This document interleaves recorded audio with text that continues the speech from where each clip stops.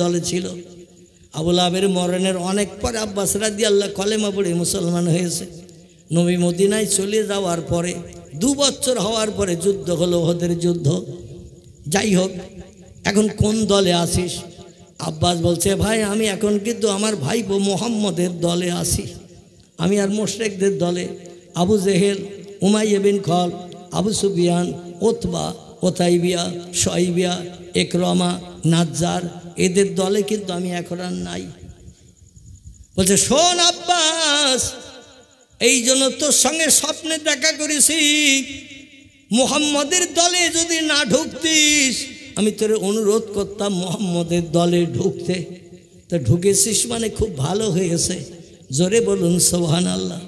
আব্বাস বলছে, ভাই সারা জীবন মুহাম্মদের সঙ্গে শত্রুতা করলে, দ্বন্দ্ব করলে, কত গালি দিলে, কত সবেটাঘাত করলে, কত বাজে বাজে মন্তব্য মুহাম্মদের নামে করলে, আর তার দলে ঢুকতে কেন বলছো?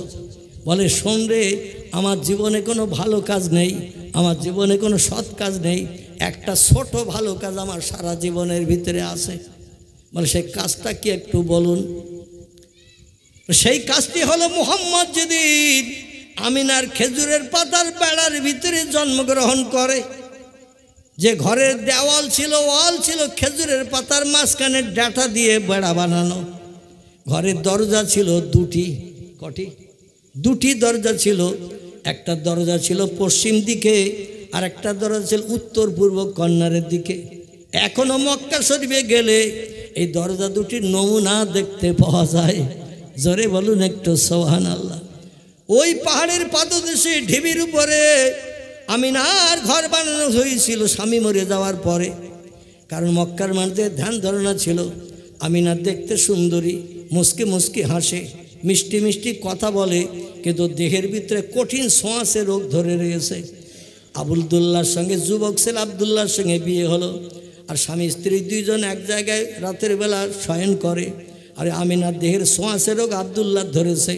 যুবক ভাই ব্যবসা করে ফিরে আসার পথে আবহাওয়া প্রান্তের হোঁচট খেয়ে পড়িয়ে স্যার মারা গেছে।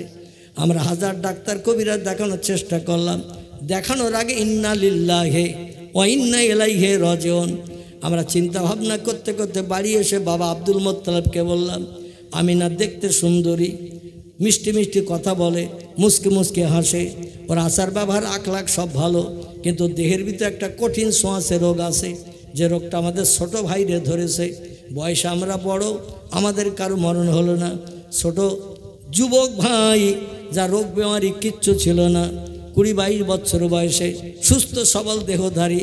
আর মেয়েটার সঙ্গে বিয়ে হওয়ার পরে 4 মাস মতান্তরে 6 মাস একসঙ্গে রাতের বেলা সংসার যাপনের কারণে, এক বালিশে মাথা দিয়ে শোয়ার কারণে এক দেহের ছোঁয়াচে রোগ আরেক দেহে ধরেছে। ব্যবসা করে ফিরে আসার পথে সেই রোগের কারণে ভাই মারা গেছে। এই জন্য আমিনার ঘরটা এখান থেকে উৎখাত করতে হবে। আমাদের ঘরের পাশে আমিনার ঘর। কারবা নাম ছিল হারেস, কারবা নাম ছিল মোকাবে, কারবা নাম হামজা, কারবা নাম আব্বাস, কারবা নাম আবু তলেব, কারবা নাম আবুল আহাব, কারবা নাম আবদুল্লাহ। এরা ছিল 10 ভাই। এক জায়গায় মক্কার কাবা শরীফের পূর্ব দিককার চাতোয়ালে এদের সবার ঘর ছিল। এখনও গেলে দেখতে পাবেন লোহার ব্যারিকেড দিয়ে ঘেরা আছে পূর্ব দিকে, সাদা ইতালিয়ান পাথরের চাতোয়াল বানানো। এই সাদা পাথরের চাতোয়ালটা ছিল নবীর চাচাদের ঘরের জায়গা। আর তার পূর্ব দিকে আছে লাল পাথরের চাতল। 175 ধাপের পায়ে হাঁটা রাস্তা। এই 175 ধাপ পায়ে হাঁটলে যতদূর যাওয়া যায় সেইখানে গেলেই বিশ্ব নবীর মায়ের জন্য স্বামী মরার পরে নতুন ঘর বেঁধে দেওয়া হয়েছিল। আগে ঘর কিন্তু ওখানে ছিল না, একেবারে কাবার চাতলে সব ভাইদের ঘর পাশাপাশি ছিল। হারেস মোকাবে হামজা বলল, আমাদের চলার পথে, বলার পথে, আমিনার যাওয়ার পথে, আসার পথে ওর গায়ের হাওয়া যদি আমাদের গায়ে লাগে তাহলে ওই ছোঁয়াচে রোগ আমাদের ধরবে, আমাদেরও বিবিরা বিধবা হবে, সন্তান এতিম হবে। ঝামেলার দরকার নাই, ছোঁয়াচে রোগিনীটারে একটু দূরে সরিয়ে রাখা হোক। তাই পাহাড়ের পাদদেশে নতুন করে ঘর বানানো হয়েছিল, খেজুরের পাতার মাঝখানে মোটা ডাঁটা দিয়ে আর পাতা ছাউনি দিয়ে। আমিনা বলছেন, আল্লাহি লা শাক্কা ফিহি, আমি সেই খোদার কসম খেয়ে বলছি, সূর্য যখন রৌদ্র দিত আমার ঘরের কোনো জায়গায় রৌদ্র পড়তে বাকি থাকতো না, এমন হালকা পাতলা খেজুরের পাতা দিয়ে ঘরের উপরটা দেয়া ছিল।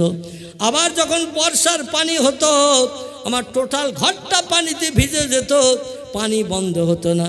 এই রকম ঘরে আমি কাঁদতাম আর বলতাম, আল্লাহ আমার তো কোনো রোগ নাই, বেমারি নাই। আমার ভাসুর শ্বশুরা কি মনে মনে মিটিং করে চিন্তা ভাবনা করলো বুঝি না, আমার দূরে এক জায়গায় এক ঘরে করে রেখেছে।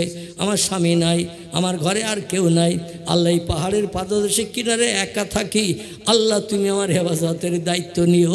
আমার চরিত্র যেন কোনো দুষ্কর্ম করার যুবক যেন নষ্ট না করে। আল্লাহ বলেন যারা আমার হয় আমি আল্লাহ তাদের হয়ে যাই। কোরআন এসে আল্লাহ বলছেন ফালিয়াদাহাকু কালিলাউ ওয়ালিয়াবকু কাসীরা।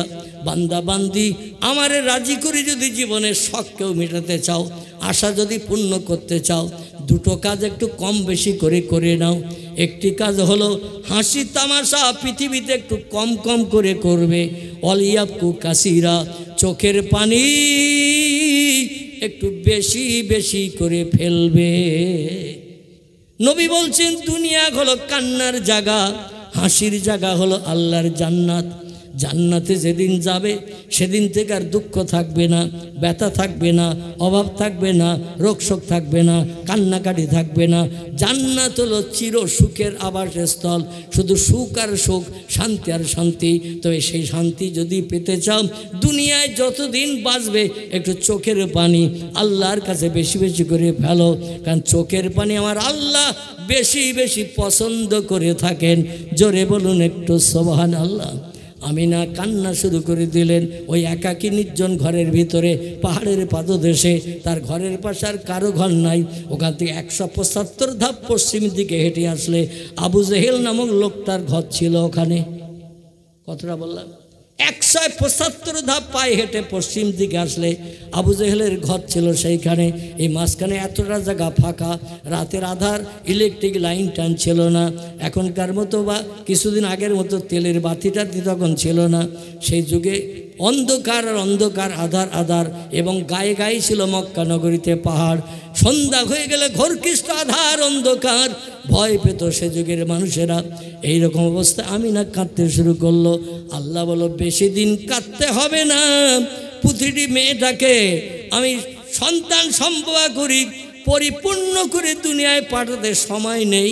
9 মাস 10 দিন তোমার পেটে সন্তান এসেছে। বিবাহের রাত্রে আব্দুল্লাহর সঙ্গে যেদিন আমিনার বিয়ে হয়, ওই রাত্রে আল্লাহ পাক নূরে মোহাম্মদী আমিনার পেটের ভিতরে ঢুকিয়ে দিয়েছিলেন। এতদিন আব্দুল্লাহ রাস্তাঘাটে পথে চলতো। আমরা যারে নূরে মোহাম্মদী বলি, কারণ কোরআনে আল্লাহ তথ্য দিয়েছেন কদ জাআকুম মিনাল্লাহি নূরু ওয়া কিতাবুম মুবিন। আমার ভাইরা, কলকাতা আলিয়া মাদ্রাসার টাইটেল ক্লাসের কথা বলছি।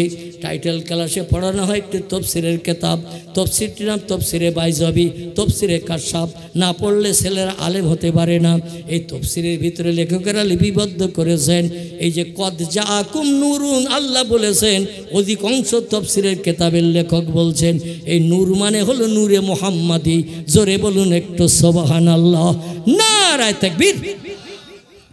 তফসিরে বিজিলালিল কোরআন আল্লামা কুতুব রহমাতুল্লাহ আলাইহি তিনিও লিখেছেন কদ জাআকুম নূরুন। এই নূরুন শব্দটি হলো আরবি ভাষা। আরবিতে যারে বলা হয় নূর, ইংরেজিতে তারে বলা হয় লাইট, বাংলায় তারে বলা হয় জ্যোতি বা আলো।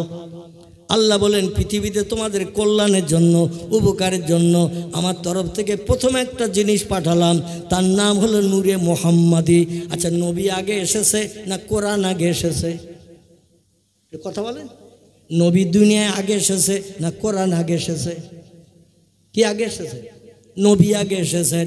নবী দুনিয়া আসার 40 বছর পরে আল্লাহ হেরা পাহাড়ের মাথায় 40 বছর পরে কোরআন পাঠানো শুরু করেছেন, ঠিক কি না? এই জন্য আল্লাহ নবীর নাম আগে করেছেন। ওরা বলে এই নূর মানে নূরে মোহাম্মদী না, ওরা বিশ্ব নবীকে নূর বলে মানতে চায় না, যার কারণে কাগজও লিখে দিয়েছেন নবী যে নূরে মোহাম্মদী, তার প্রমাণ কি? এ কাগজও লিখে দিয়েছে। যাই হোক, আমি বলতে চাইছি অধিকাংশ মুফাসসিরগণ লিখেছেন এই কদ জাআকুম নূরুন যেটা লেখা হয়েছে, অধিকাংশ কোরআনের তফসিরি কারকেরা এই নূরটাকে নূরে মোহাম্মদী বলেছে। তার কারণ হলো অনেকগুলো তথ্য আপনাদের কাছে দেব। যতদিন আমিনার সঙ্গে আব্দুল্লাহর বিয়ে হয়নি, আব্দুল্লাহ সন্ধ্যার পরে মক্কার আশেপাশে যখন ঘুরত, ওর কপাল দিয়ে একটা নূরের চমক জ্বলত। এই নূরে মোহাম্মদীর লাইট আল্লাহ পাক আদমের কপালে প্রথম ঢুকিয়ে দিয়েছিলেন। যে খুতবাটা জুমার দিন পড়ানো হয়, যে খুতবার নাম বলছিলাম খুতবা ইবনে নাবাতা, আমাদের দেশের অধিকাংশ মসজিদে পড়ানো হয় এই খুতবাটা। 60 খুতবা 52 সপ্তাহে বছর হয়, তো এই 52টা খুতবা পড়া হয়, 8টা পড়া হয় না। কোনো মাসে যদি 4টে খুতবা পড়ে শেষ হয়ে যায় মাস, একটা খুতবার পড়া হয় না। যে মাসে 5টা জুমা হয় সেই মাসের 5টা খুতবা পড়া হয়। মোট খুতবা লেখা হয়েছে 60টা, পড়ানো হয় 52টা। এই খুতবার ভিতরে লিপিবদ্ধ হয়েছে আল্লাহ পাক রব্বুল আলামিন ওই জিবরিল আমিনকে দিয়ে 4বার প্রাণ ঢুকিয়ে দিয়েছিল। আলমের দেখে কাদামাটির দেখে প্রাণ বেরিয়ে চলে গেল। আল্লাহ বললেন খবর কি? জিবরিল আল্লাহ খবর ভালো না, প্রাণ ঢুকিয়ে দিচ্ছি, হাত বার করে নিচ্ছি, সঙ্গে সঙ্গে প্রাণ বেরিয়ে আসছে। আল্লাহ বলে মা তারা সামা, উপরের দিকে নজর কর। জিবরিল আমিন উপরের দিকে তাকালেন। আল্লাহ পাক বললেন মা তারা, ইয়া জিবরিল কিছু দেখতে পাচ্ছ নাকি? জিবরিল বলে নাম ইয়া রব্বি। আল্লাহ বলেন কি দেখতে পাচ্ছ? বলে একটা নূরের জ্যোতি লাইট দেখতে পাচ্ছি, আপনার আরশ মহল্লায় এমন করে সুন্দর দর্শনীয় হয়ে জ্বলছে। জোরে বলুন একটু সুবহানাল্লাহ। আল্লাহ বলেন জিবরিল তুমি জানো ওই লাইটটা কি? জিবরিল বলছে লা ইয়া রব্বি, লাইট সম্পর্কে জানি না। কারণ জানে না, এই জন্য একটি হাদিস শরীফে এসেছে এই লাইটটা 70,000 বছর পর পর একবার করে জ্বলতো। জিবরিল আমিন জীবনে দেখার সুযোগ পেয়েছিল 72,000 বার। কবার? 70,000 বছর পর পর আল্লাহ আরশ কুরসির লাইটটা একবার করে জ্বলে উঠত, কিছু সময় থাকতো, তারপর আবার নিভে যেত। আবার 70,000 বছর না পেরিয়ে গেলে এ লাইট জ্বলতো না। জিবরিল আমিন বলছেন আমার বয়সে আমি টোটাল দেখেছি 72,000 বার। এবার জ্বললে 72,000 একবার হবে, কিন্তু দেখলাম 72,000 বছর পর পর একবার, 70,000 বছর পর পর একবার করে দেখার পরে 72,000 বার দেখা হয়ে গেছে। এবার জ্বললে আমার দেখা হবে 72,000 একবার। 70,000 বছর পেরিয়ে গেছে, লাইট আর জ্বলতে দেখছি না। ও ভাই মোহাম্মদ, আমি তোমার শিক্ষক, আল্লাহর কাছ থেকে তথ্য এনে তোমারে জানাই। ভাই মোহাম্মদ তুমি কি তথ্যটা দিতে পারবে? আমার বয়সের আমি সীমার সংখ্যা গুনে রাখি ওই লাইটটা দেখে দেখে, কিন্তু এখন আর লাইটটা দেখছি না। এবার কি দেখে গুনবো আমার বয়স কত হলো? নবী বলছেন ভাই জিবরিল এতদিন তোমার ছাত্র ছিলাম, আল্লাহ তথ্য দিয়েছেন আমাকে, সে বলেছ এবার আমি শিক্ষক হব, তোমারে ছাত্র হতে হবে। জোরে বলুন একটু সুবহানাল্লাহ। আবার কালেকশন সেটা আগে বলতে হয়তো রাখি, যাই হোক আমার ভাইরা বলছে এবার তোমার ছাত্র হতে হবে, আমি শিক্ষক হব। জিবরিল বললেন যে জিনিসটা আমি জানি না সেটা যদি আপনি আমারে জানান অবশ্যই আমি ছাত্র হব। জিবরিলকে নবী বলছেন এবার দেখলে 72,000 একবার হতো। জিবরিল বলছেন না আমি আঁখি হ্যাঁ, তবে এবার আর জ্বলতে দেখিনি 70,000 বছর পেরিয়ে যাওয়ার পরে। নবী বলছেন কেন দেখুনি জানো? বলে না জানি না বলি আপনার কাছে জিজ্ঞাসাবাদ করছি। আল্লাহ বলছেন ইন্নামা বুইস্তু মুআল্লিমান, আল্লাহ পাক আমাকে তামাম বিশ্ববাসীর শিক্ষক বানিয়েছেন। আমার মতো জ্ঞান অতীতে কারো ছিল না, বর্তমানে নাই, ভবিষ্যতে হবে না। যে জ্ঞান তোমারও নাই সে জ্ঞান আমার আল্লাহ দিয়েছে। জোরে বলুন একটু সুবহানাল্লাহ। শোনো ওই লাইটটা তুমি 70,000 বছর পেরিয়ে যাওয়ার পরে আল্লাহর আরশ কুরসিতে জ্বলতে দেখো নাই, তার কারণ আমি নবী মোহাম্মদ ওই লাইট ছিলাম। এখন দুনিয়ায় মায়ের উদর থেকে জন্ম নিয়েছি, তাই লাইট ওখান থেকে এখন আমার ভিতরে এসে গেছে। নারে তাকবীর, নারে তাকবীর। আমার ভাইরা ওই লাইট থেকে কিঞ্চিত লাইট আল্লাহ আদমের দেহের ভিতরে ঢুকিয়ে দিয়েছিলেন, যে ভিতরে আধারটা দূর করে দিয়েছিলেন। আল্লাহ বলেন এবার ভিতর আধার ছিল তাই প্রাণ থাকতে চাইছিল না, ভয় করছিল। এবার লাইট দিয়েছে, আলো দিয়েছে, এবার প্রাণটা ঢুকিয়ে দে। তাফসীরের ভিতরে এসেছে চতুর্থবারের পরে জিবরিল আমিন যেই প্রাণটা আবার ঢুকিয়ে দিল, মাথার দিক থেকে গালের ভিতর দিয়ে হোক যে কোনো জায়গা দিয়ে ঢুকিয়ে দিল। দেওয়ার পরে হাত বার করে নিল, প্রাণ আর বাইরে বার হয়নি। জোরে বলুন একটু সুবহানাল্লাহ। আল্লাহ ডেকে বললেন মা হালুকা মা করো ইয়া জিবরিল, খবর কি বল? জিবরিল বলছে আল্লাহ কি আপনি ভিতরে ঢুকিয়ে দিয়ে আলো করে দিলেন অন্ধকার দেহটা, আমি প্রাণ ঢুকিয়ে দিলাম, প্রাণ সেট হয়ে গেছে, বন্ধুত্ব তৈরি করেছে লাইটের সঙ্গে, প্রাণ আর বার হয়নি। আর যেই প্রাণটা সেট হয়ে গেল আদমের দেহে, আদম শোয়া ছিল জান্নাতের ভিতরে, ঠেলে উঠে বসেই বলছে আলহামদুলিল্লাহ। জোরে বলুন, ঠেলে উঠেই বলছে আলহামদুলিল্লাহ। আল্লাহ বলছেন এই জন্যই তো তোরে বানিয়েছে, প্রাণ পাওয়ার সঙ্গে সঙ্গে আমার নামের তসবিহ আমি আল্লাহ বড় খুশিতে বাগ হয়ে গেলাম। এ ফেরেশতা মণ্ডলীরা, যে কাদামাটির মানুষ প্রাণ পাওয়ার সঙ্গে সঙ্গে আমার নামের তসবিহ পড়েছে, ওই মানুষটারে তোমরা সেজদা করো। সব ফেরেশতারা সেজদা করলো। সংক্ষেপ কথা, কিন্তু একজন সেজদা করেনি, যে ছিল ফেরেশতাদের মুআল্লিম, শিক্ষক, মুআল্লিমুল মালায়েকা। এ ছিল জিনেদের বাচ্চা, এর নাম ছিল আজাজিল। কি নাম? আজাজিল। আল্লাহ বলছে সবাই সেজদা করলো, নূরের তৈরি ফেরেশতারা, আর তুমি আগুনের তৈরি জিনের বাচ্চা। তোমারে ফেরেশতাদের সর্দার করেছি, ফেরেশতাদের শিক্ষক করেছি, তোমারে মুআল্লিমুল মালায়েকা করেছি, ফেরেশতাদের শিক্ষক মুআল্লিম করেছি, তুমি কেন সেজদা করলে না? ও বলল আদম তৈরি কাদামাটির, আমি তৈরি আগুনের। আগুনের কাজ উপরে ওঠা, কাদামাটির কাজ নিচে থাকা। কাদামাটির কাজ নিচে থাকা, আগুনের কাজ উপরে ওঠা। এই জন্য আমি উপরের জিনিস কী করে নিচের জিনিসের কাছে মাথা নত করি? হবে না। আল্লাহ বলেন আবার সুযোগ দিচ্ছে, কে ওপরে ওঠে কে নিচে যায়, কার সম্মান বেশি কার কম, ওটা আমি আল্লাহ জানি। ও নিয়ে তর্ক বিতর্ক করিস না। এই ফেরেশতারা যাতে ওই জেনেদের বাচ্চা আবার আমার সেজদা করে, তোদের দেখা দেখি তোমরা আবার সেজদা করো। সব ফেরেশতা আবার সেজদা করলো। কেন? মালায়েকাতুন গিলাজুন শিদাদুন লা ইয়াসুনাল্লাহা মা আমারহুম ওয়া ইয়াফআলুনা মা ইউমারুন। আল্লাহ যেটা বলেন ফেরেশতারা সেটা করেন। এতে লাভ হলো কি লস হলো ফেরেশতারা তাও দেখে না। জোরে বলুন একটু সুবহানাল্লাহ। আর আমরা কিছু করতে গেলে আগে দেখি লাভ হবে কি না। যদি বুঝে এই কাজ করলে লস হবে, ও কাজ আমরা করব, সময় নষ্ট হবে, পরিশ্রম হবে, লাভ পাবো না, ও কাজ করব। আমরা ওটা বুঝি, ফেরেশতারা ওটা বোঝে না। আল্লাহ বলেছে করতে হবে। সব ফেরেশতা আবার সেজদা করলো। আল্লাহ বলে তুমি একা সেজদা করলে দৃষ্টিকটু দেখাবে, লজ্জা লাগবে তোমার। তুমি 70,000 বছর ধরে আমার ইবাদত করে আমারে খুশি করেছো, তাই ফেরেশতাদের নেতা তোমারে বানিয়েছি। তোমার সম্মান নষ্ট হোক চাই না। সবাই সেজদা করছে দিকে তুমিও সেজদায় পতিত হও। ও দাঁড়িয়ে থাকলো। আল্লাহ বলে লানাতুল্লাহি ইবলিসা, আমার অভিসম্পাদ তোর নিক্ষেপ করলাম, জান্নাত তোর হারাম বানালাম, জাহান্নাম তোর হালাল বানালাম।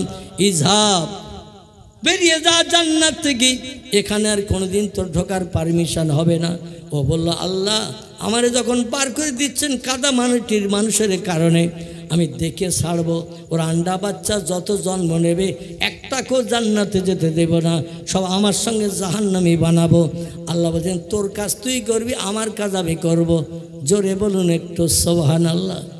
আল্লাহর কাজে লাভ না শয়তানের কাজে লাভ? আল্লাহর কাজে লাভ। আল্লাহ বলেন যত আমার বান্দাদের উপরেই কুমন্ত্রণা ধোঁকা দেবি, খারাপ কাজ করাবি করা, মরণের আগে একটা বার যদি তওবা পাঠ করে নেয়, সারা জীবনের গুনাহ মাফ করে আমি আদম বংশধরদের জান্নাত হালাল বানিয়ে দেব। শয়তান বলে আল্লাহ আমার রাস্তায় আমার পথে যারা চলবে, আমার নেতৃত্ব মানবে, আমার হুকুম শুনে যারা চলবে, জীবনের শেষবেলা যদি আপনার কাছে ফিরে যায় তওবা পড়ে, আল্লাহ ওদের নেবেন না, লাঠি মেরে আমার কাছে তাড়িয়ে দেবেন। আল্লাহ বলে ওটা হবে না। আমার নাম রহমান, আমার নাম রহিম, আমার নাম হলো দয়াবান, করুণানিদান, মেহেরবান, আমি ক্ষমাকারী, গোনা মাফকারী, এটা আমার নাম।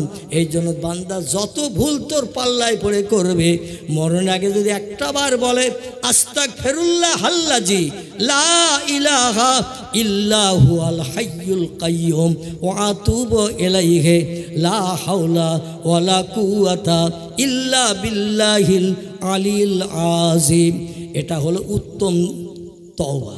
কি তওবা? একটা সাধারণ তওবা আমরা পড়ি, তওবাটা হলো আস্তাগফিরুল্লাহ রব্বি মিন কুল্লি জামবেও ওয়া আতুবু ইলাইহি। তিরমিজি শরীফ, আবু দাউদ শরীফে হাদিস রয়েছে। আল্লাহর পয়গম্বর বলছেন এই তওবাটা কোনো বান্দা যদি নামাজ অন্তে 7 বার মতান্তরে 11 বার কিংবা 21 বার যদি পাঠ করে, সমুদ্রে ঢেউয়ের ফেনার যেমন শেষ নাই, আল্লাহ তার নাম আমলে অতটা সব লিপিবদ্ধ করেন, তার সারা জীবনের গুনাহ মাফ করে দেন এই তওবা পাঠ করার কারণে।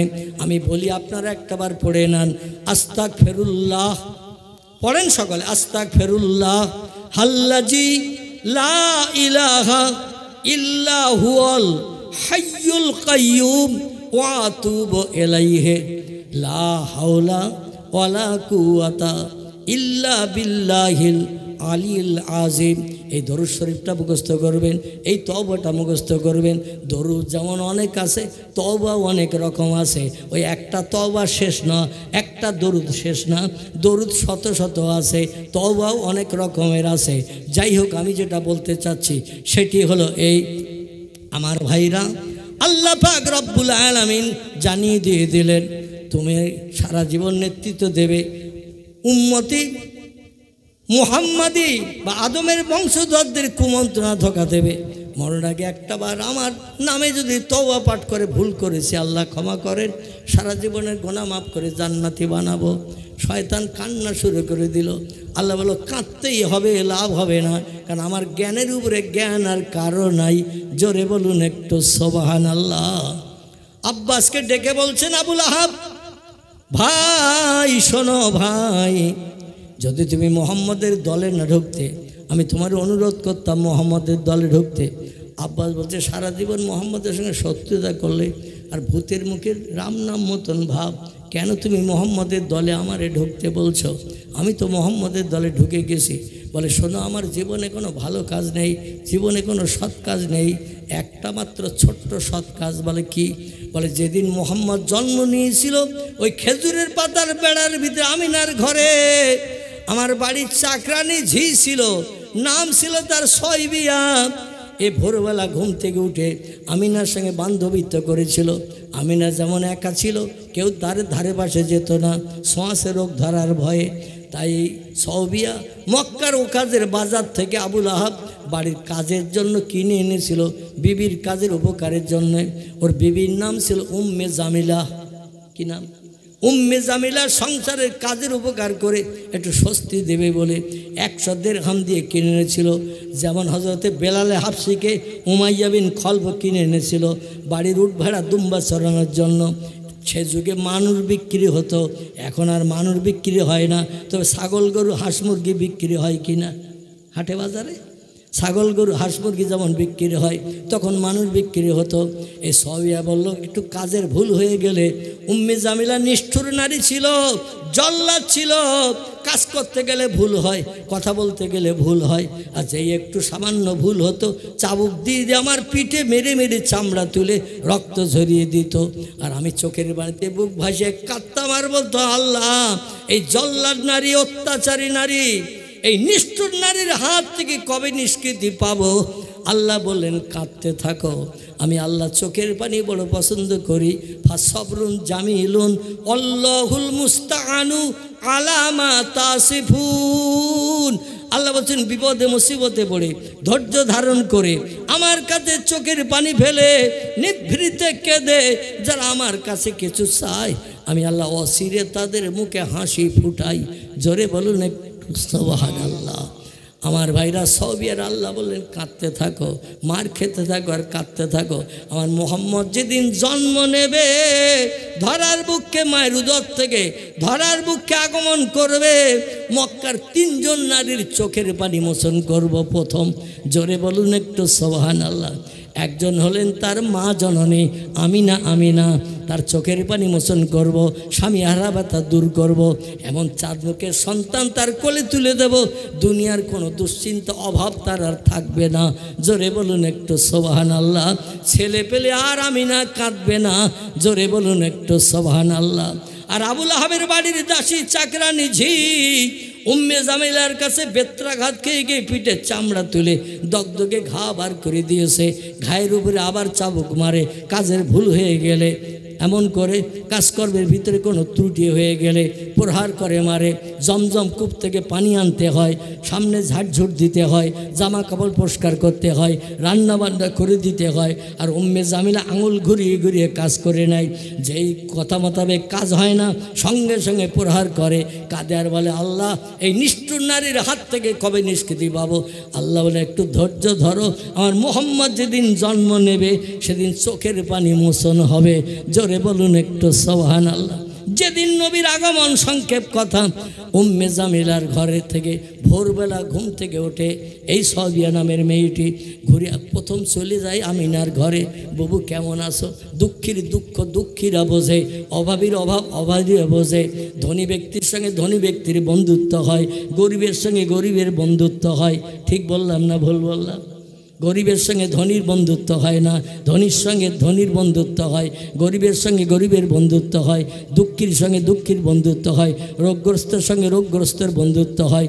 রোগের জ্বালা কি যারা বোঝে তারাই একে অপরের সঙ্গে আত্মীয়তা তৈরি করে। যাই হোক, ভোরবেলা চলে গেছেন আমিনার ঘরের দরজায়, সামনের দিকে কাবা শরীফের দিকে, পশ্চিম দিকে একটা দরজা উত্তর পূর্ব কর্নারের দিকে। কাজায় হাজাতের প্রয়োজন যখন হয় পাহাড়ি এলাকায় ওই দরজা দিয়ে বেরিয়ে যায়।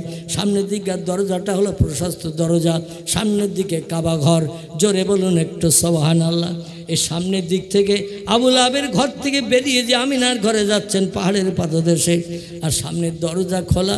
ঘরে তেমন কপাট দরজা ছিল না, কোনো রকমে বাস করত। নবীর চাচাদের ধ্যান ধারণা ছিল একটা খারাপ ঘরে ওরে তুলে দেব, বাস করতে পারবে না, চলে যাবে বাপের বাড়ি আশ্রমে। চলে গেলে আমরা সুবিধা পাবো। আমিনা বলেন বিয়ে মানুষের একবারই হয়, আমি দ্বিতীয় বিয়ের পিড়িতে বসবো না, জীবনে আর বিয়ে করব না। যতদিন বাঁচবো এই শ্বশুরালয়ে থাকবো। কারণ বাপের বাড়ি যদি যাই, আমার বাপের বাড়ির পাড়ার মেয়েরা, আশ্রমের মেয়েরা আমার দেখবার বলবো ওই সেই বিধবা নারীটা, ওই সেই স্বামী খেগো নারীটা চলে যাচ্ছে। সে যুগে এইরকম একটা বদনাম দিত। কোনো মেয়ের স্বামী মারা গেলে স্বামী খেগো বলতো, বিধবা বলতো, এবং তার থেকে মানুষ দূরে সরে যেত ভয়ের কারণে, একটা দুশ্চিন্তার কারণে। উনি বললেন বাপের বাড়ি যেই মানুষের কাছে বদনাম নেব না, যতদিন বাঁচবো এলাকার মানুষ সবাই জানে আমার স্বামী মারা গেছে, এখানেই থাকবো।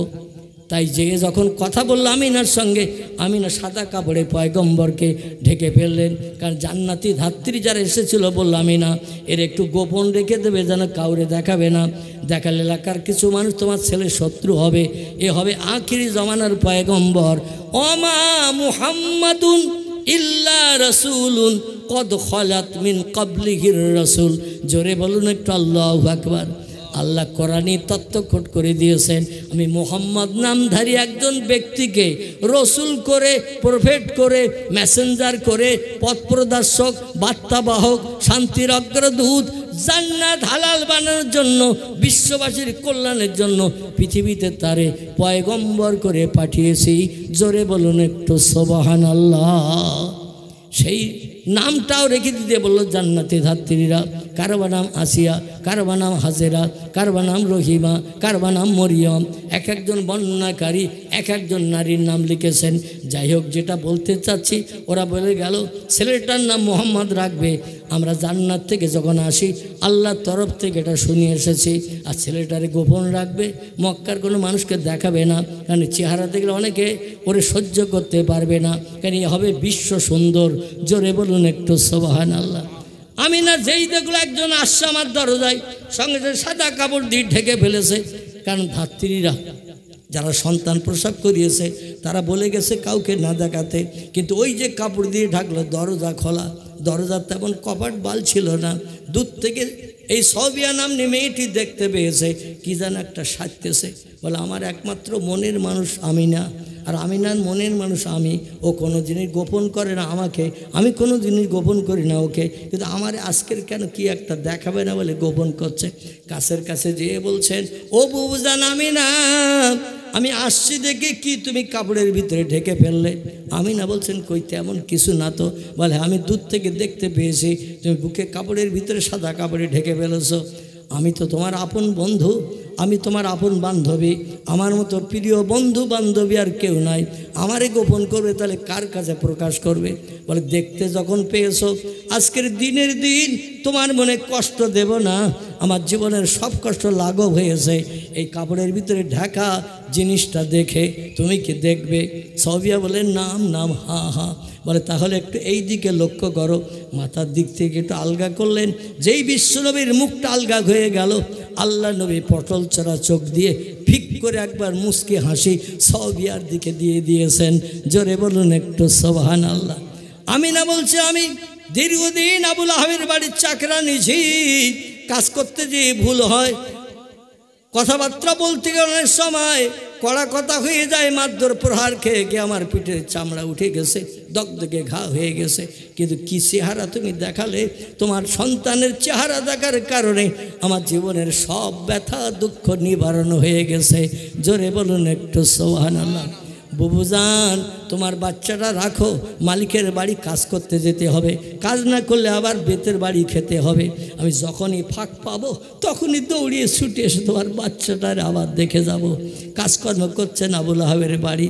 আর মক্কার গণকেরা, আসমান থেকে একটা তারকা সেদিন আকাশ থেকে নেমেছে, যারা নূরে মুহাম্মাদি বিশ্বাস করে না, নূরে মুহাম্মাদি নবীকে যারা মানে না, তামাম মক্কা নগরীর গণৎকারেরা, ওরা হচ্ছে আকাশ থেকে একটা উজ্জ্বল তারকা নেমেছে, রাতের বেলা জেনেরা উড়ে যায়, সেও একটা লাইট আলো দেখতে পাওয়া যায়। জেনের আগুনের তৈরি, রাতের বেলা আধারে যখন চলে দেখবেন সাত করে একটা লাইট চলে গেছে। এটা হলো জেনেদের আগমন। বিভিন্ন নারীর সঙ্গে ওরা অবৈধ সম্পর্ক তৈরি করে, উড়িয়ে চলে এসে ওখানে নামে, কাজকর্ম মিটিয়ে আবার চলে যায়। এই জেনেদের লাইট আর নূরে মোহাম্মদী কি এক? নূরে মোহাম্মদী আলাদা। সেই লাইট যত মক্কার দিকে নেমে আসছে আকাশ থেকে, তত মক্কা নগরীর দিনের আলোর থেকে আরও উজ্জ্বল আলোকিত হচ্ছে।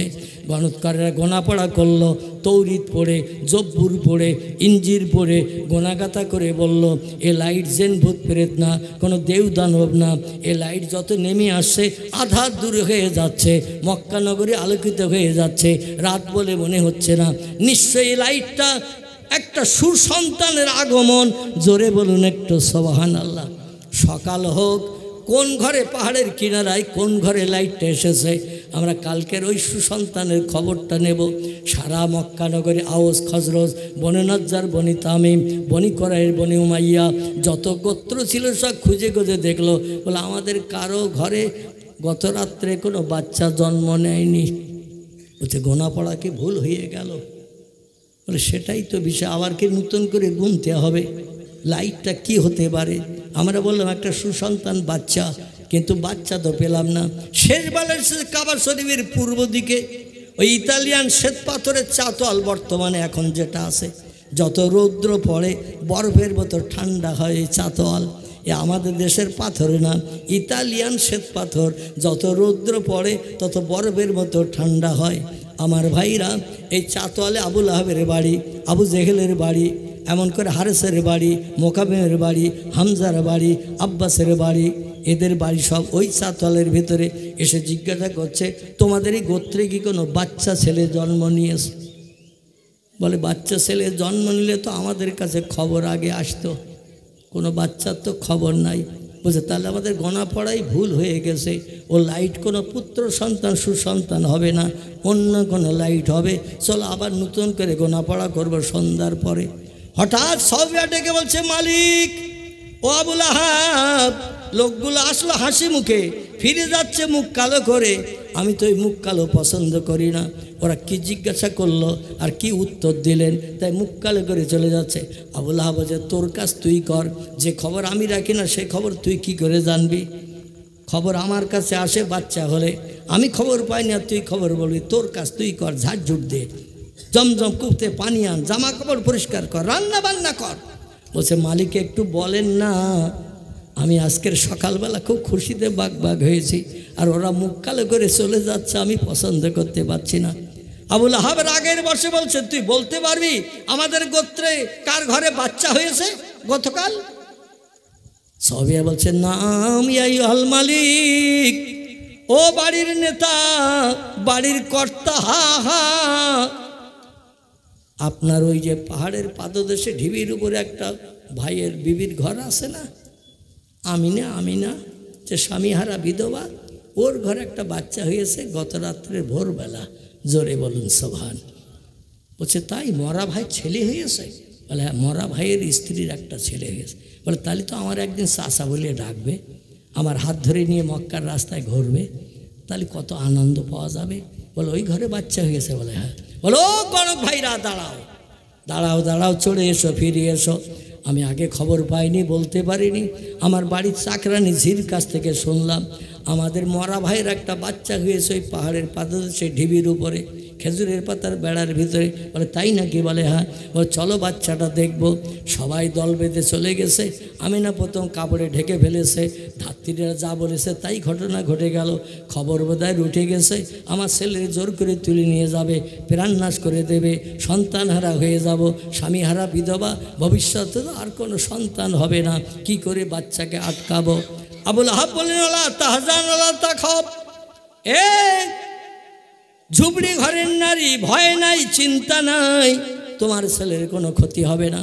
জানার এসেছেন এরা উচ্চ শিক্ষিত, তৌরিতের পণ্ডিত, জব্বুরের পণ্ডিত, এমন করে ইঞ্জিলের পণ্ডিত, এরা তোমার ছেলের ক্ষতি করবে না। তোমার ঘরে একটা পুত্র সন্তান হয়েছে, বাড়ি দাসী জানিয়ে দিয়েছে আমাকে, তাই এসেছি। একটু দরজা দিয়ে আমরা ঢুকছি, একটু আমাদের দেখাও। সংক্ষেপ কথা আমি না বললেন, শোনো, এক এক করে এসো, একসঙ্গে দলবদ্ধভাবে ঢুকো না। উনি মাথার দিক থেকে একটু কাপড় আলগা করে দিয়েছেন, আর যে যায় বিশ্বনবীর চাঁদ মুখ দেখে থ হয়ে যায়, বাইরে বেরিয়ে আসার খেয়ালাত থাকে না। জোরে বলুন একটু সুবহানাল্লাহ। কারণ নবীদের এই কপালের ভুরু যুগল এপাশ ওপাশ দুপাশ একসঙ্গে জোড়া ছিল। দুনিয়ায় যত পুরুষ নারী জন্ম নেয় সবার নাকের মাঝখানটা দেখবেন ফাঁকা হয়। আমাদের সকলের নাকের মাঝখানটা ফাঁকা, ভুরু নাই। চোখের দুই পাশে কালো ভুরু, নাকের মাঝখান ফাঁকা। নবীর বিরল প্রকৃতির মানুষ আল্লাহ বানিয়েছিলেন, দুটো ভুরু একসঙ্গে কাস্তের মতো জোড়া লাগানো ছিল। দুনিয়ায় যত বাচ্চা জন্ম নেয় দেখবেন দাঁতবিহীন বোখড়া দাঁতওয়ালা হয়।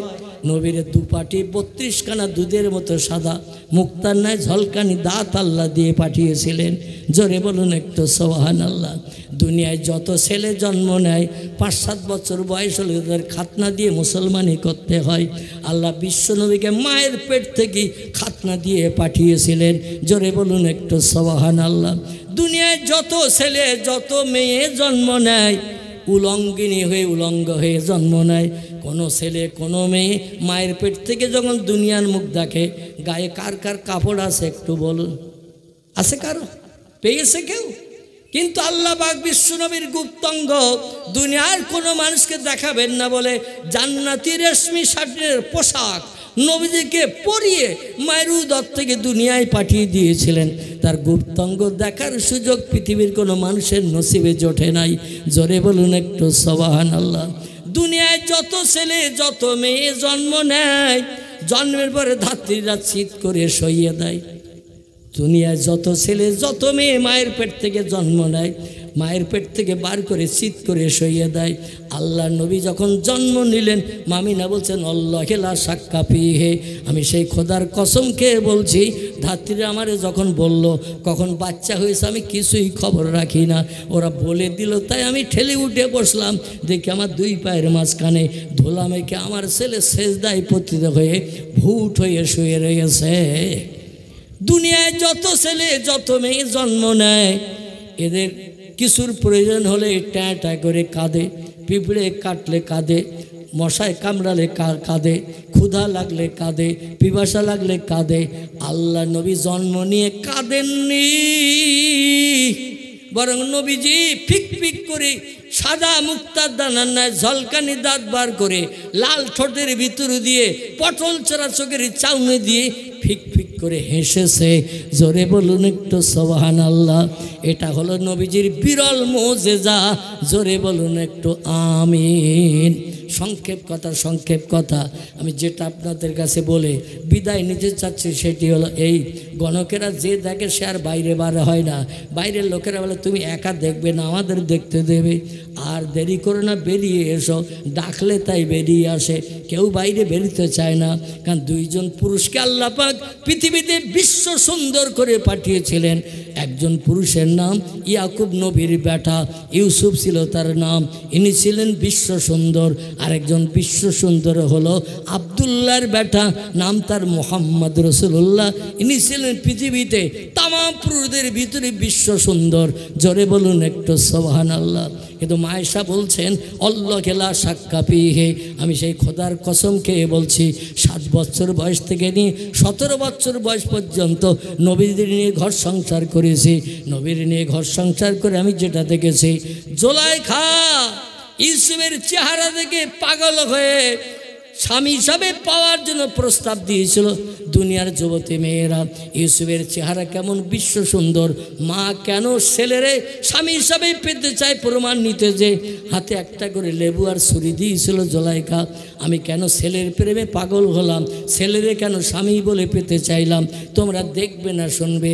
দুনিয়ার যুবতী মেয়েরা বলবো গল্প শোনার থেকে চোখে দেখা ভালো। বলে চোখে যদি দেখতে চাও অমুক দিন এসো। হাতে একটা করে লেবু দিল বাম হাতে, ডান হাতে একটা ছুরি দিল।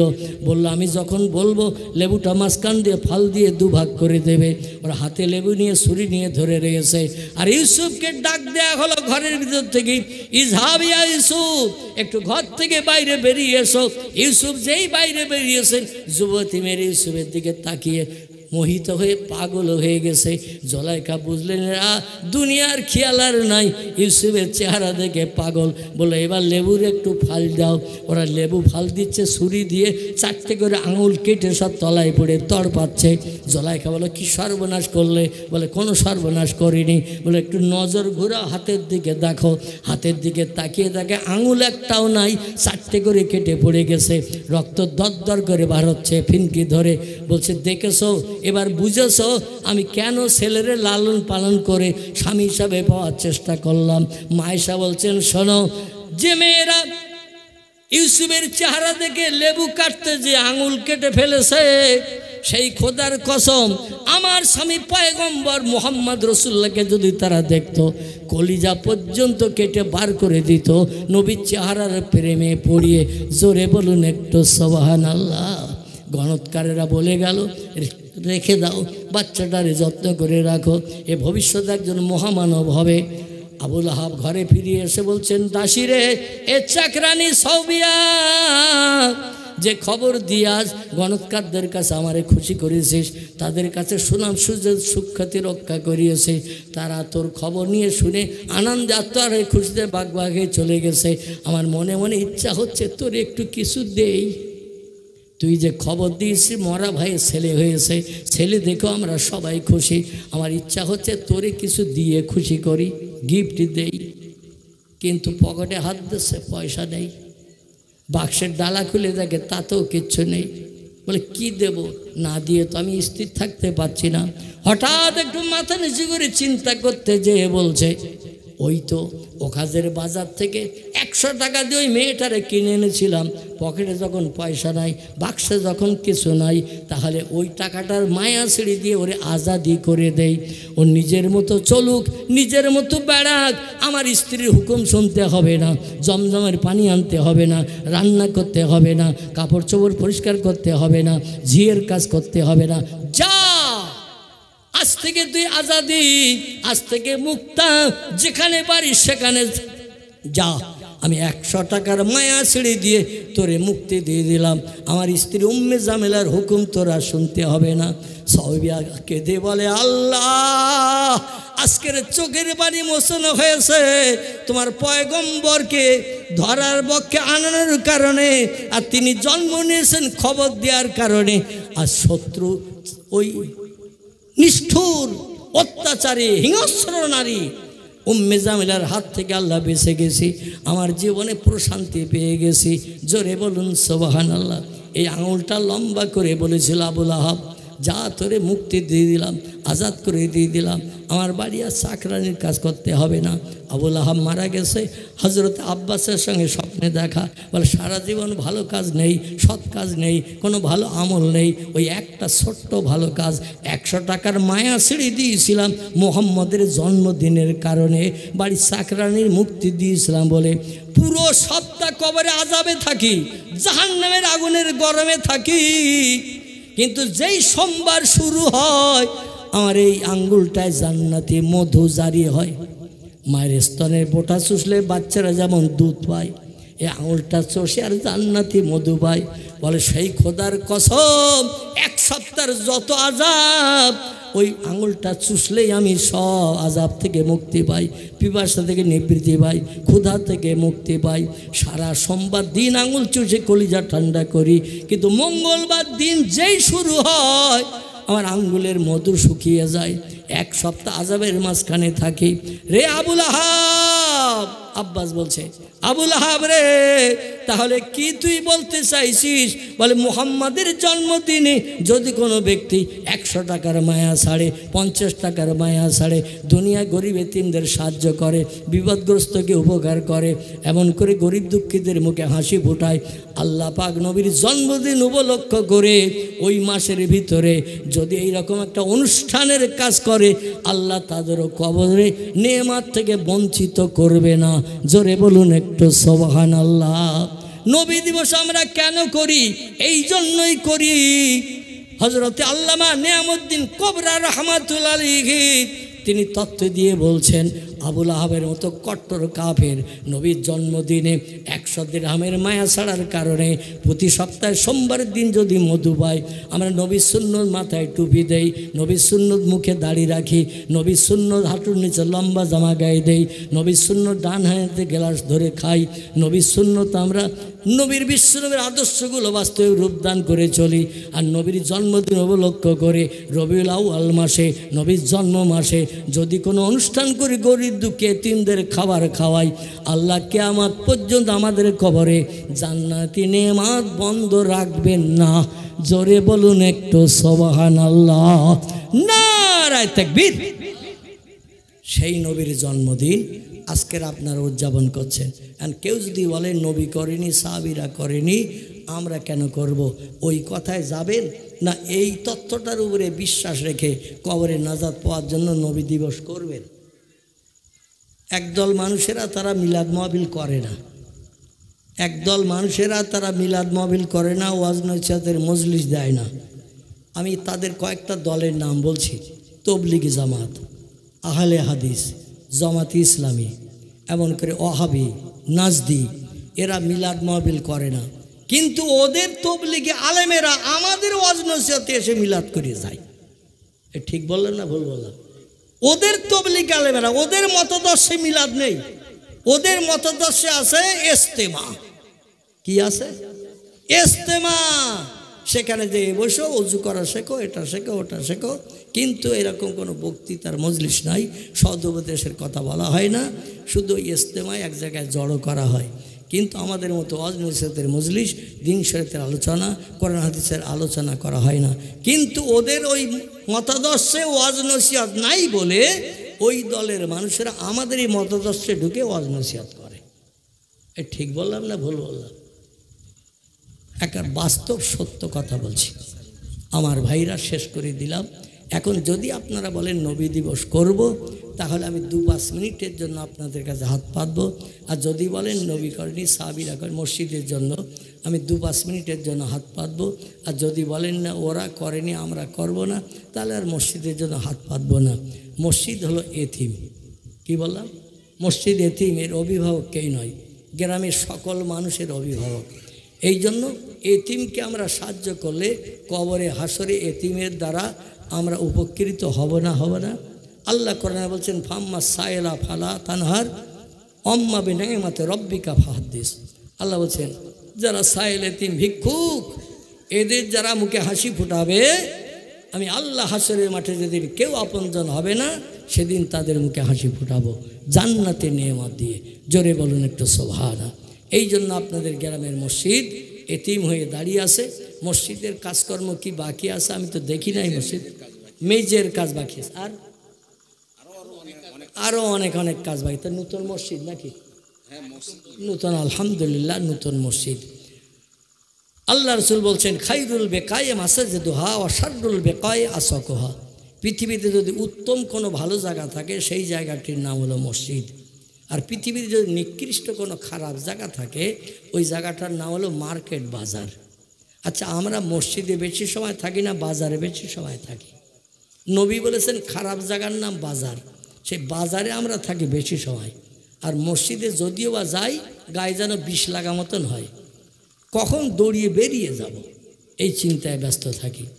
আমার ভাই ইসরাফিল যেদিন সিংহায় ফুৎকার দেবে, দুনিয়ার ঘর বাড়ি গাছপালা সব চূর্ণ বিচ্ছিন্ন হয়ে উড়ে এ প্রান্ত থেকে সে প্রান্তে চলে যাবে।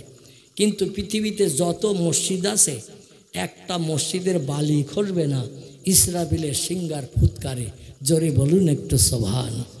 মসজিদ ইসরাফিলের সিংহার ফুৎকারে অক্ষত থাকবে। কাবা শরীফ সেদিন ইঞ্জিন হবে, আর দুনিয়ার সব মসজিদগুলো বগি কম্পার্ট হয়ে কাবা শরীফের পিছনে জুড়ে যাবে। এই কাবা শরীফ ইঞ্জিন হয়ে 1500 বছরের রাস্তা পুলসেরাত, যার তলায় আছে জাহান্নাম, দাউ দাউ করে জ্বলছে।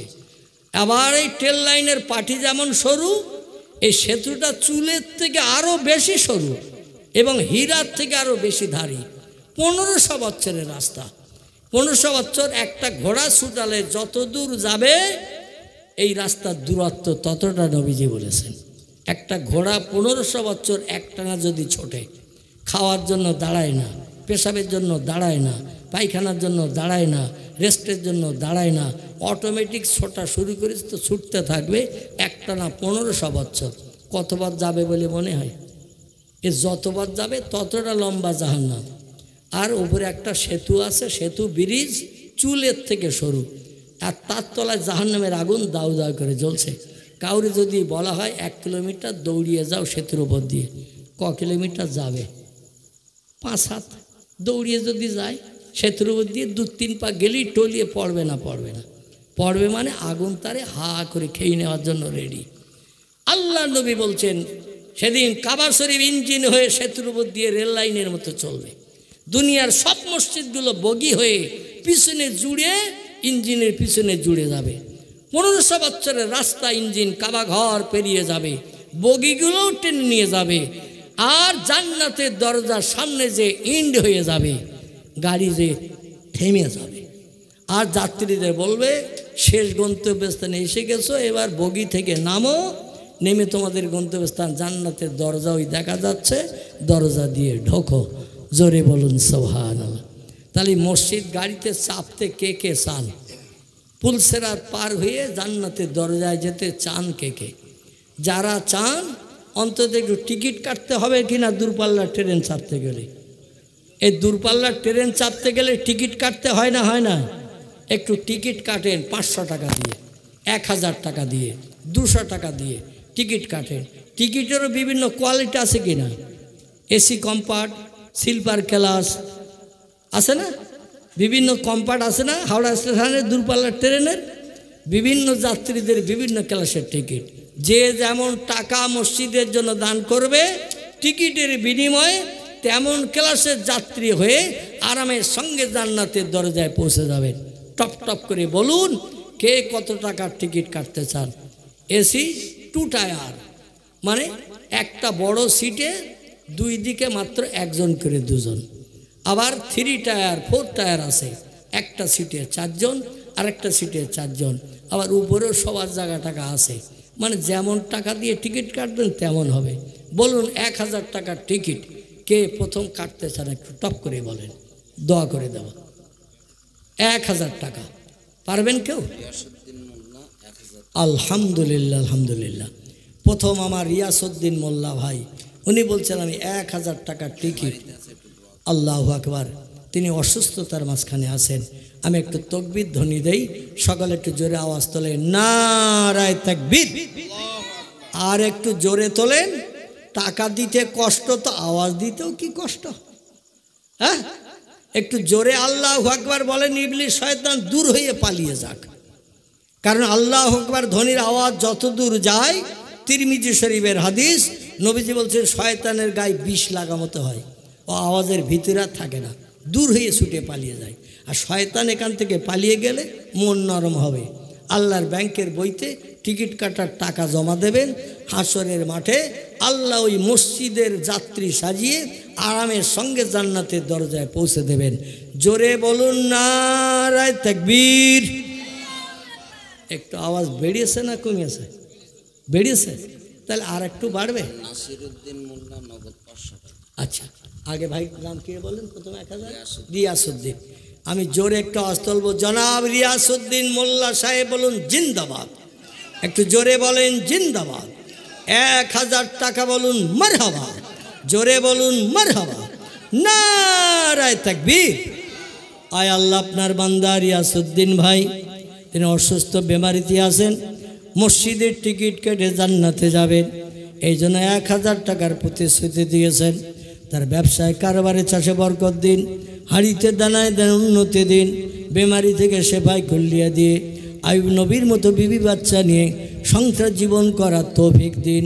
সকলে বলুন আমিন।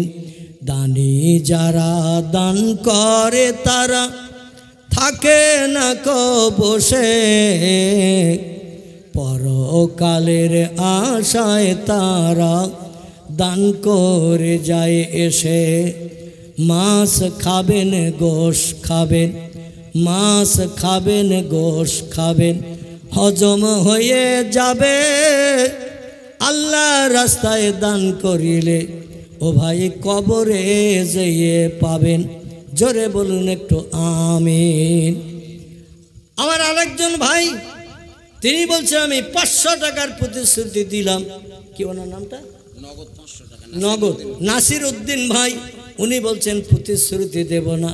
আল্লাহ কবরে আজরাইল দিয়ে ডাক দেয় জানি না, প্রতিশ্রুতি পূর্ণ হবে না। উনি নগদ 500 টাকা দিয়েছেন মসজিদের উন্নতি কল্পের জন্য। একটু জোরে আওয়াজ তোলেন নারায়ে তাকবীর। আমার নাসিরউদ্দিন ভাই বলুন জিন্দাবাদ। নগদ 500 টাকা বলুন মারহাবা। আল্লাহ দানকে কবুল করুন, সকলে বলুন আমিন। জোরে বলুন একটু আমিন। আল্লাহ দান কবুল করুন, বিপদ মুসিবতের সাহারা দেবেন, সংসার জীবনকে সুখময় করুন, আয় রোজগারে ব্যবসায় কারবারে বরকত দিন। আপনজন যারা নীরব নগরে চলে গেছে, কিয়ামত পর্যন্ত কবরগুলো দানের ওসিলা করে জান্নাতের বাগান বানিয়ে দিন। জোরে বলুন একটু আমিন। বলেন 3 নম্বর। 3 নম্বরে কে? 1000 কিংবা 500? টপ টপ করে বলেন, অনেক লম্বা সময় হয়ে গেছে। আলমগীর মোল্লা 500 টাকা ওয়াদা করেছে। নারায়ে তাকবীর। একটু জোরে বলেন নারায়ে তাকবীর। আমার আলমগীর মোল্লা ভাই বলুন জিন্দাবাদ। 500 টাকার প্রতিশ্রুতি বলুন মারহাবা। আল্লাহ দানকে কবুল করুন, সকালে বলুন আমিন। টাকা ভালো পয়সা ভালো, টাকা ভালো পয়সা ভালো, আরো ভালো সোনা, দুদিন পরে হবে রে তোর বাঁশবাগানের কোনা। দানকারীর পিতা মাতার, দানকারীর পিতা মাতার সুখে রেখো কবরে, নূরের টুপি মাথায় দিয়ে উঠায়ো কাল হাসরে। জোরে বলুন একটু আমিন। নারায়ে তাকবীর। দানকারীগণ বলুন জিন্দাবাদ। দানকারীগণ বলুন জিন্দাবাদ। এদের পিতামাতা বলুন জান্নাতি। জোরে বলুন জান্নাতি। নারায়ে তাকবীর। টপ টপ করে চলে আসুন আমার যুবক ভাইরা, বাবাজিরা, ও মায়েরা বোনেরা, দূরে বসে আছেন গো মায়েরা বোনেরা, বাচ্চাদের দিয়ে পাঠিয়ে দিন, কাপড়ের আসলের গিরোটা একটু খুলে দিন। মসজিদে যেতে পারেন না, পুরুষদের মতো 5 ওয়াক্ত জামাতে হাজির হতে পারেন না, আমাদের আহলে সুন্নতুল জামাতের আকীদা মোতাবেক মসজিদে মেয়েদের যাওয়ার অধিকার নাই, কিন্তু আহলে হাদিসরা মসজিদে যায়। মেয়েরা জুমার নামাজও পড়ে, অক্তীয় নামাজও পড়ে, অন্য অন্য দলমতের মানুষেরা পড়ে। আমাদের এই আকিদায় পড়া হয় না, কারণ নারী পুরুষ এক জায়গায় হলে নামাজ চুল হয়ে যাবে, এই জন্য নারী পুরুষ এক জায়গায় করা হয় না। কারণ আগুন আর মোমবাতির কানেকশানের ব্যাপার। কিসের ব্যাপার বললাম? আগুন আর মোমবাতির কানেকশানের ব্যাপার। গলতে শুরু করবে, নামাজ পড়তে দিয়ে বিপদ দেখা দেবে, এই জন্য এক জায়গায় করা হয় না। কত কত? 1000 রাশেদ মোল্লা কত? 1000। নারায়ে তাকবীর, আল্লাহু আকবার। মানে টাকা দিতে কষ্ট আমি জানি, কিন্তু আল্লাহর নামের আওয়াজ দিতে কষ্ট এটা আমার জানা ছিল না। আপনাদের এখানে লোকের আল্লাহর নামের আওয়াজ দিতেও কষ্ট। মানে শয়তান এখানে থাক, ঘুর ঘুর করো, কুমন্ত্রণা ধোকা দিক, হুজুর হাজার চিল্লোক যেন এক পয়সা কেউ না দেয়, এটা আপনাদের চিন্তা ভাবনা। শয়তান দূর করার চিন্তা কারো নেই। একটু জোরে আওয়াজ তোলেন তো দেখি, নারায়ে তাকবীর। আমার রাশেদ মোল্লা ভাই বলুন জিন্দাবাদ। 1000 টাকা বলুন মারহাবা। আল্লাহ দান কবুল করুন, সকলে বলুন আমিন, জোরে বলুন আমিন, নারায়ে তাকবীর। আসেন আসেন আমার যুবক ভাইরা, আমার বাবাজিরা, মায়েরা, বোনেরা, বাচ্চাদের দিয়ে পাঠিয়ে দেন, কাগজে নাম লিখে পাঠান।